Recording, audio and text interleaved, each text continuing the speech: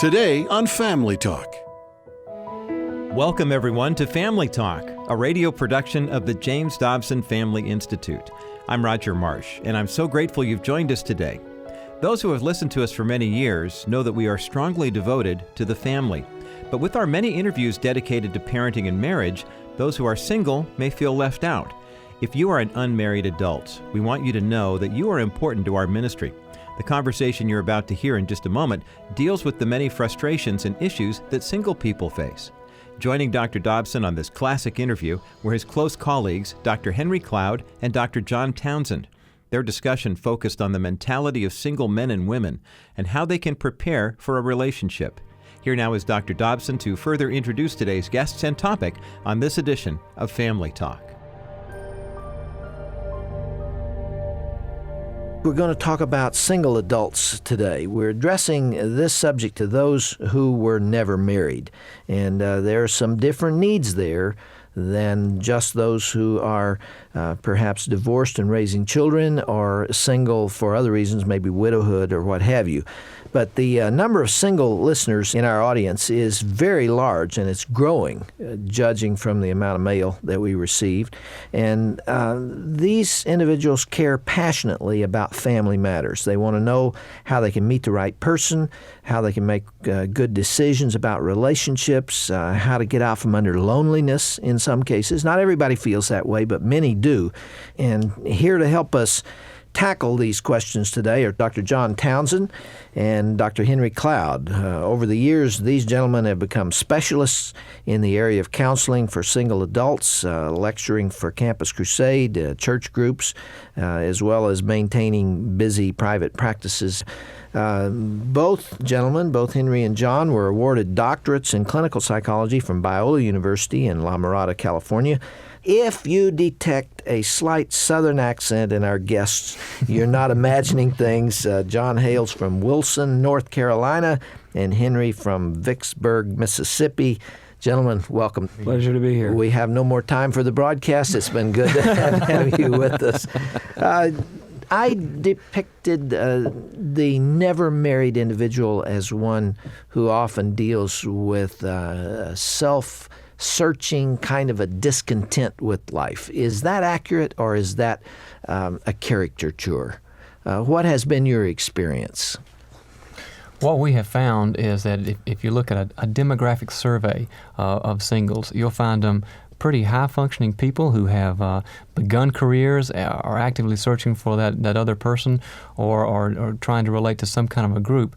But in a large majority, there is some sort of a discomfort level about the state of singleness. Now, those who have been single for a while who didn't ever see it as a deficit come out kind of happy about it. But we see more and more people who are looking at singleness as something that they shouldn't be, and are reaching some kind of vague discomforts about it.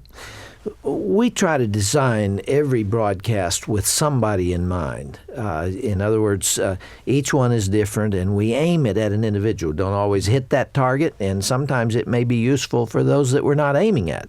But let me read for you who the intended audience for today is. It is a person. It is an individual. Perhaps 27 to 35 years of age, never married, a listener who feels perhaps the same way they did on the playground in elementary school, where teams were being chosen for kickball or for baseball or what have you, and one by one their friends were chosen or picked, and yet they remain in the middle of the field and haven't been selected yet. They wonder, is something wrong with me? Why haven't I been picked? Why haven't I been selected?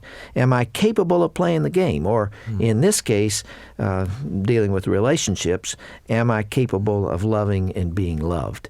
How common is the emotional characteristic that I just described? All too common. You have just described someone that no one may on the outside know feels like that.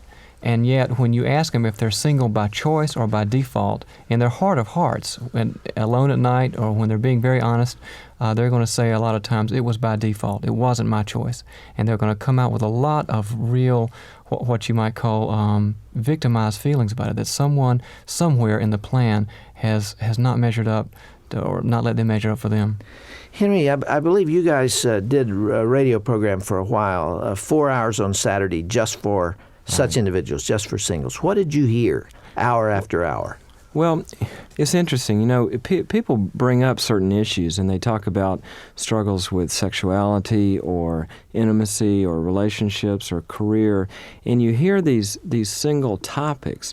But what we found was that those are all symptoms. When people struggle in those issues of singlehood, generally speaking, what they're struggling in is some sort of developmental process that was not completed in their family of origin. And they're sort of stuck in some ways.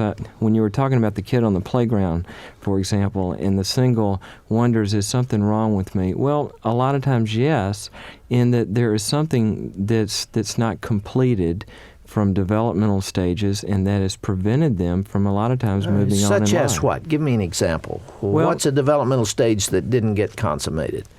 For example, a lot of people, because of coming from broken homes or homes where there were problems, do not learn how to emotionally attach to other people. That is a big one, and a lot of the cries of aloneness and desperation come from people who really have not been in settings where they learned to attach emotionally. They learned to bond. They didn't learn to invest themselves emotionally, and as a result, they've had to sort of stay distant. Low self-esteem play a big role in that inability to bond? Absolutely. A lot of times. Yeah. Absolutely. Because there is a fear of some level that if I were to be really known by you, you would turn and walk away from me. And they'll experience this thousands of times in real life as well as just in their imaginations. When we talk about the problem of emotional isolation, it's not a problem of being alone. It's a problem of oftentimes being alone in the midst of a lot of other people. And people just can't emotionally attach, and they feel very isolated in large Sunday school groups a lot of times. Let's talk about the Sunday school, because typically single adults are isolated, there's that word again, they're segregated in classes just for those who are single adults. Do you all think that's a mistake? Had you rather see them integrated throughout the church, or had you rather see social groups or clusters, if you will, of those who are in that particular status of life? I'd rather see them integrated. John? Well, I think there's a place for the other because they are looking for a place to meet other people. But I think the problem comes when you've got people who can't bond with people who can't bond. You end up with a lot of lonely people, and you just square the number. And so if there was some kind of a way that the family, the nuclear families in that body can reach out as well as the people having a place for themselves to go, you've got the best of both worlds. All right, now we're getting to a real key. We see a lot of single people who are stuck in some developmental passage. And the church very oftentimes is the healing agent. Some family within the church will sort of take them in, not as an incompetent who can't earn a living or can't fix their own meals or something like that, but somewhere where, for instance, if they've never had anyone nurture them, if they've never had somewhere where they can be accepted and reveal themselves and cry when something goes wrong or whatever, they learn those skills. They learn to receive love when they've never had it. There is a longing to be around children, be around people who are married. A lot of my graduate training involved as a single person going through a program where everybody else was married, and so some people in the church did that for me and would just make sure, because I didn't know how to ask for things from families, and that's the thing about singles, they don't know how to ask a lot of times. John, how old were you before you got married? I was 36. Would you have resented the assumption we almost made a minute ago that everybody who's not married by 35 years of age has an inability to bond? If I had been 30 years old, I would have resented it. At 35 or 6, I would have understood it a lot better, because I think a lot of it for me was bonding to work, because bonding to someone else in a very intimate way was still, I think, at a very honest level, a frightening thing for me. And that sort of commitment. Put that fear into words on behalf of those who may be experiencing it. Well, if you happen to have an avocation or a passion, let's say, a ministry or a schooling or a career or a hobby, that's a lot easier to connect with than another person who might look at you and say, what I see isn't really what I want. And you don't suffer as much rejection from those sort of things. How about boundary needs? You've talked about that as well. Oh, gosh. It's interesting. Today, adolescence lasts until, because of the needs for higher education and career moves, it goes into 25, 30, 50 years old sometimes. Yeah, it really does. And a lot of people have not finished that sort of in-between period, especially if they're single. And the leaving has not been completed, so the cleaving can take place. As a result, they don't have a good sense of limits in their lives. They can't set limits on abusive relationships. They can't say no to people hurting them, for example. And they need to learn how to set limits and boundaries and grow up. What does that have to do with still being an adolescent? You mean that they allowed their parents to relate to them that way, and therefore they allow other people? They never really separated from their parents. And I think the complaint of all the passive men in the church, for example, are a lot of men who have not separated from their parent figures. They're still yes men. They're not aggressive. They don't have opinions of their own. They're a lot of people pleasers. And so the women gripe about these non-aggressive Christian men who are all nice guys, and then in the world they're attracted to the aggressive achievers. We believe that for someone to be, I guess, grown up in the image of God, that there's a thinking that they've got to go through. There's a period, like when Jesus said, don't call anybody on earth your father. He knew that sooner or later you're going to have to sit down and say, do I agree with the values of my parents? What do I believe that I have thought through that maybe they haven't thought through in a different way? And there are people who have never questioned those things, what they think biblically, what they think relationally, culturally, what they think about the family. And what happens is, as they're fused to their family, no one can ever match up to what their family had in this ideal sense. Now, where boundaries come in is when they can finally say, I still love my family of origin, but I differ with them in some ways, and I can make distinctions between myself and, the good old days, which a lot of times weren't the good old days. Then I am free to find someone else that's not perfect either. Gentlemen, it's been my observation that men and women, as two classifications, who are single, come at their singleness from a different direction. They're not thinking and feeling the same things. See if you agree. Women, quote, are ready to settle down and are frustrated by the lack of seriousness in men. They perceive men as passive and detached, in love with their work, as you said, John, and afraid of commitment. Also, the non-Christian men they meet at work seem to be much more aggressive than the men that they meet at church. Men, on the other hand, perceive women as too hungry for commitment and communication. They feel that women are making too many demands on them and are giving mixed signals too, saying yes and acting no. As a result, men begin to withdraw. Elaborate on that. Do you agree with it? I think there's a lot of truth in there. I think that when you look at, for example, the bonding needs of a woman, okay, she grew up, and her first bond was with mother. And to grow up and become an adult, to get married is to establish a very, very adult bond for her. To have friends and be close to other women is a regressive move for her. And so a lot of times a woman can gladly look for security in the bonding of another relationship, a man. For a man, however, there are aggressive things that seem to be more adult sorts of things, and oftentimes he's moving in that direction. And so you get a squabble over this commitment phobia, which is actually a squabble over developmental issues a lot of times. You agree, John? Let me give an example, Dr. Dobson, to bring it into perspective.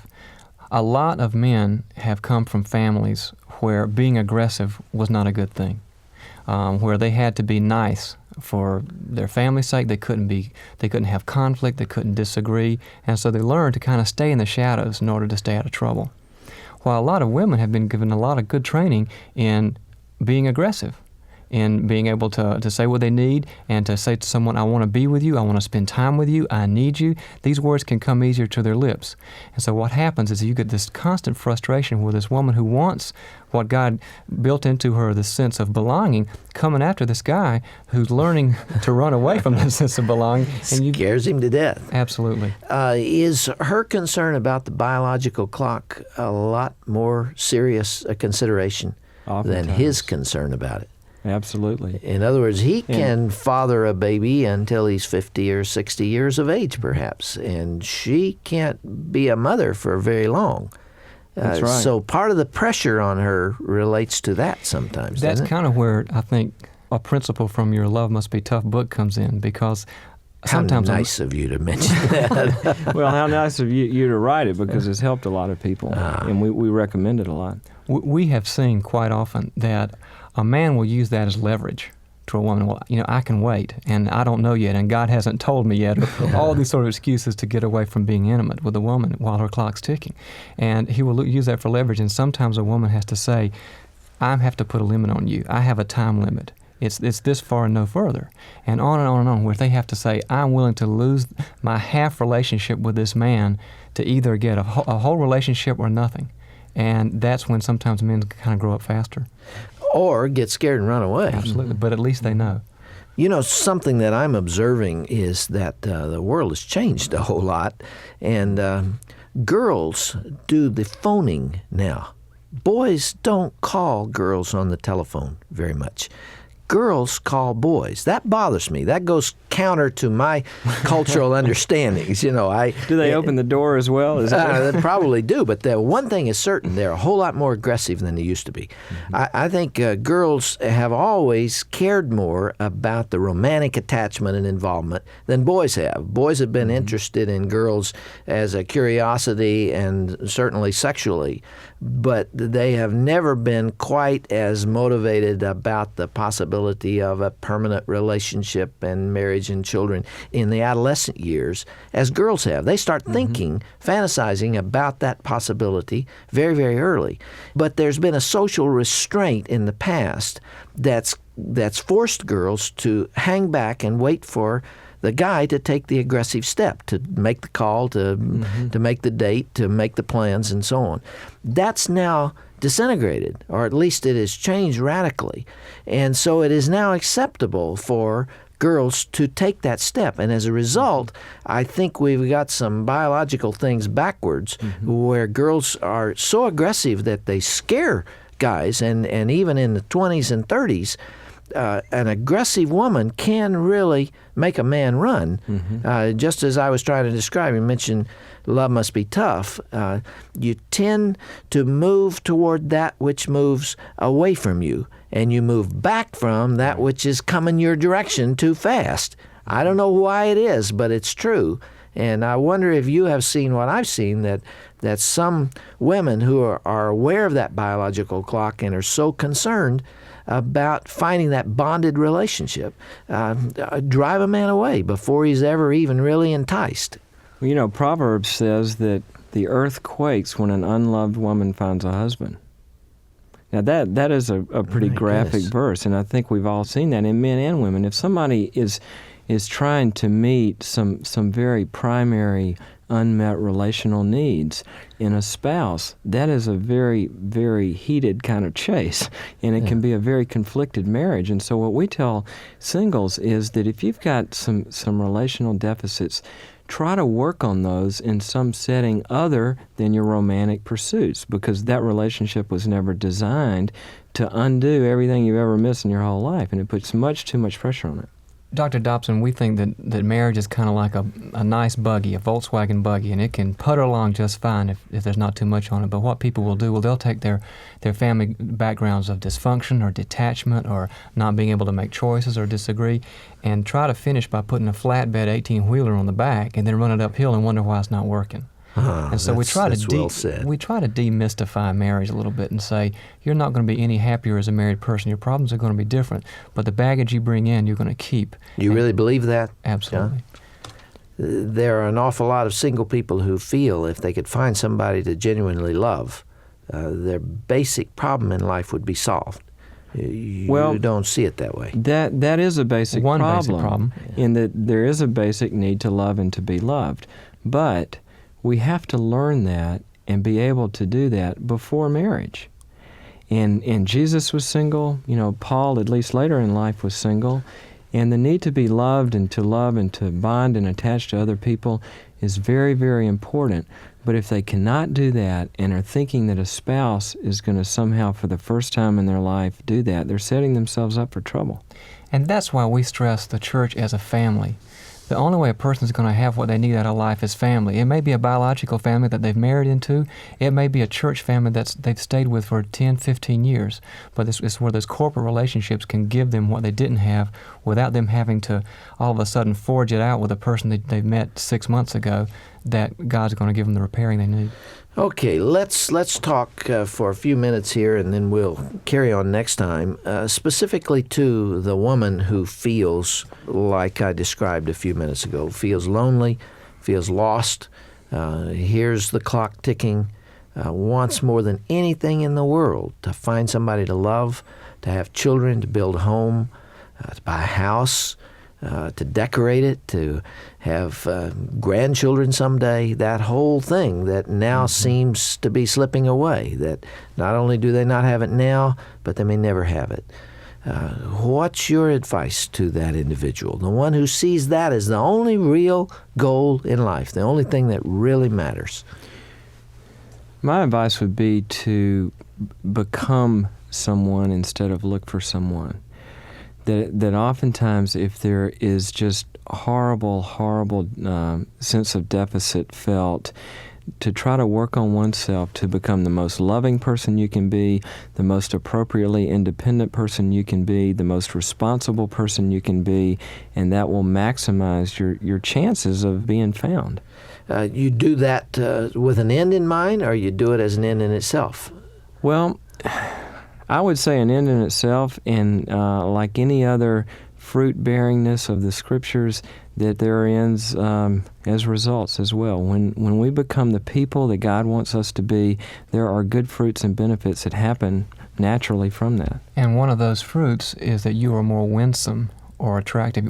People who are doing something they love and feel fulfilled draw people to themselves, as opposed to a person who is hungry relationally and is looking for someone to fill that hole up. We have about a minute left.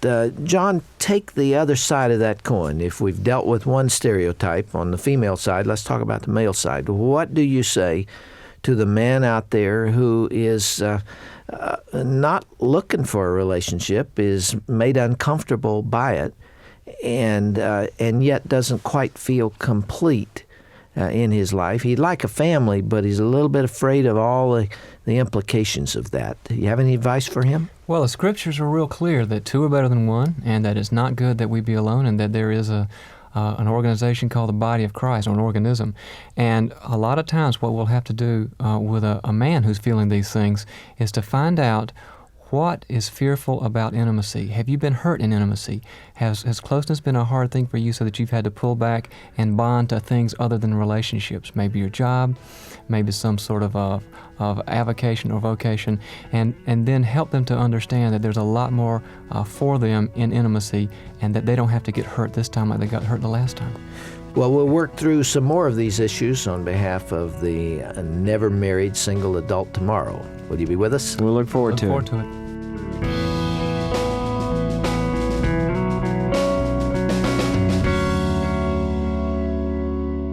I'm Roger Marsh, and our guests today have been clinical psychologists Dr. John Townsend and Dr. Henry Cloud. Now, I hope you've learned something from the discussion about the concerns facing the unmarried adult today. You can learn more about Dr. Cloud or Dr. Townsend when you go to today's broadcast page at drjamesdobson.org. Once you're there, you'll find information about their popular Boundaries series and much, much more. Simply go to drjamesdobson.org and then click onto the Broadcast tab at the top of the page. While you're online, I urge you to get in touch with us through our social media pages. You can like and keep up with our many accounts by searching for Dr. James Dobson's Family Talk. Our profiles are full of engaging and godly content that you'll want to share with your friends and family. You can listen to past broadcasts, read Dr. Dobson's newsletter, or just enjoy the articles we've posted. Our goal is to support you, your marriage, and your family. So follow Dr. James Dobson's Family Talk on Facebook, Twitter, Instagram, and YouTube, along with many others. The next time you're looking for encouragement on social media, search for Dr. James Dobson's Family Talk. Thanks for listening to our broadcast today. Be sure to join us again next time as Dr. Dobson concludes his interview with Drs. John Townsend and Henry Cloud. You won't want to miss that discussion coming up tomorrow right here on Family Talk.